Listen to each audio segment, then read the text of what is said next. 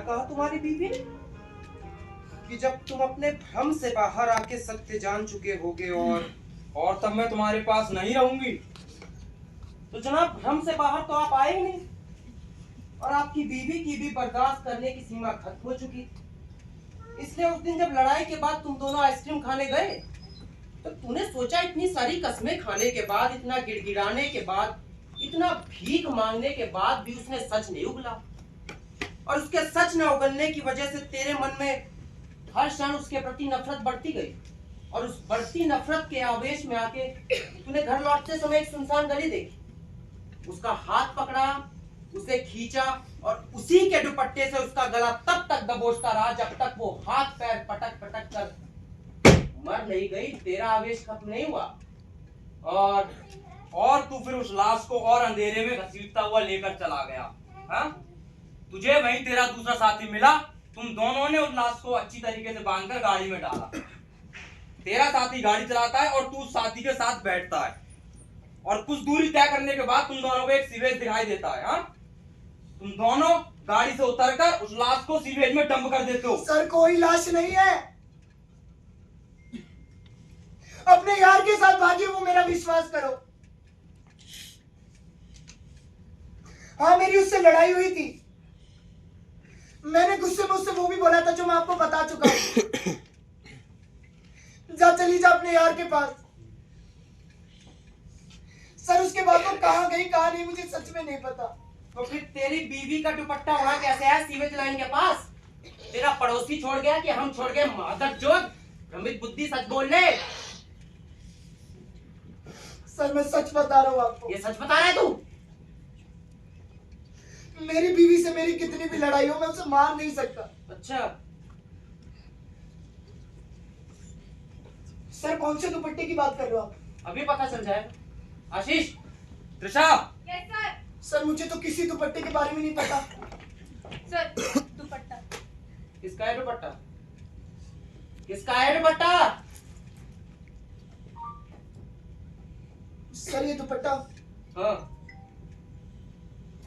Sir, ये दुपट्टा शायद निकिता का है। और कौन है निकिता? सर, मेरी स्टूडेंट है। तेरी स्टूडेंट का दुपट्टा तेरी बीवी के लाश के पास है। और तू अपनी बीवी पर ही शक कर, हमारे सामने भ्रम और वास्तविकता का नाटक का खेल खेल रहा है, और घर जाके गाउन पहनकर शराब पीता है तू बहनचोद, और यहाँ हमें पेंट ब्रश की कहानियों से रहने की कोशिश कर रहा है। तेरे सारे के सारे कहमत तेरी गांड में घुसेड़ दूंगा मैं। फटाफट सच बोल ले। सर, मैं बताता हूँ आपको। हाँ, यहाँ बता, यहाँ। सर, ऐसा कुछ नहीं है जैसा आप समझ रहे हो। फिर कैसा है? कैसा है फिर? सर, वो मेरी स्टूडेंट है बस।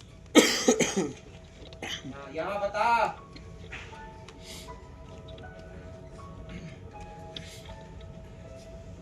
निकिता मेरी स्टूडेंट है। पिछले 3 साल से वो मेरे साथ काम कर रही है। स्टूडियो में सबसे ज्यादा सीनियर वही है। निकिता, उस दिन जब हम स्टूडियो में बैठे थे,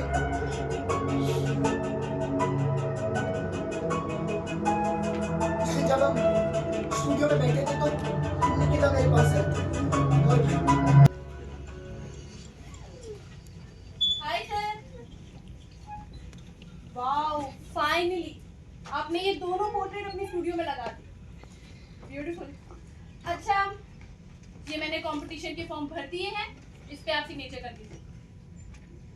देखिए, इस कंपटीशन में हमारे स्टूडियो से आप जा रहे हैं।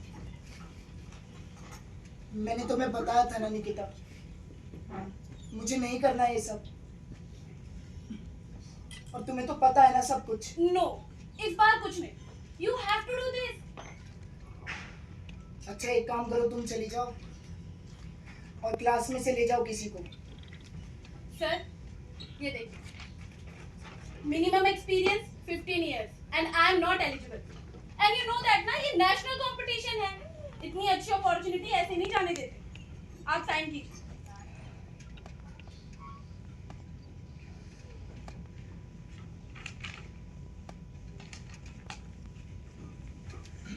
बात हो गई आपकी? नहीं निकिता, कभी कभी लगता है बताना चाहती है वो, पर बता नहीं पाती है। बेवकूफ है आप। पता है आपको, थोड़े से बताना चाहती है पर बता नहीं पाती, छुपा रही है, इसीलिए तो आपकी हालत ऐसी है। तो मैं क्या करूं? और तुम विश्वास नहीं करोगी, सब कर कर देख लिया मैंने। उसके सामने हाथ जोड़ लिया, उसके पैरों में गिर गया। अब मैं किसी के अंदर घुस तो नहीं सकता ना। तो आप उसे नोटिस करना स्टार्ट कर दो, ऑब्जर्व करो, सिर्फ शब्दों में मत फंसे रहो। Action speaks louder than words, right? Notice कर लिया मैंने, नोटिस की हुई सभी चीजों को लेकर पहुंच भी गया उसके पास। अब इससे ज्यादा तुम बताओ ना यार, मैं क्या कर सकता हूँ? आई नो, आपने मुझे बताया था कि आपको उसके उठने और सोने का टाइम नहीं पता। वो कब घर पर आती है, कब घर से बाहर जाती है, इसका सही समय आपको नहीं पता। अपने अपने में वो लॉस्ट रहना आपको समझ नहीं आता। और कुछ दिन पहले जो छोटी मोटी चीजें आपको उसके मोबाइल फोन पर मिली थी, अगर इन सब के बावजूद आप उसके मुंह से सुनना चाहते हैं तो वो तो नहीं हो सकता है। वो कुछ भी नहीं कहेगी आपसे। And being a girl, I know she will never speak out. अच्छा तो निकिता, एक काम करते हैं, मेरे पास ना एक आइडिया है। तुम ना उसके पास जाओ और उससे ना इस तरीके से बात करना जैसे तुमने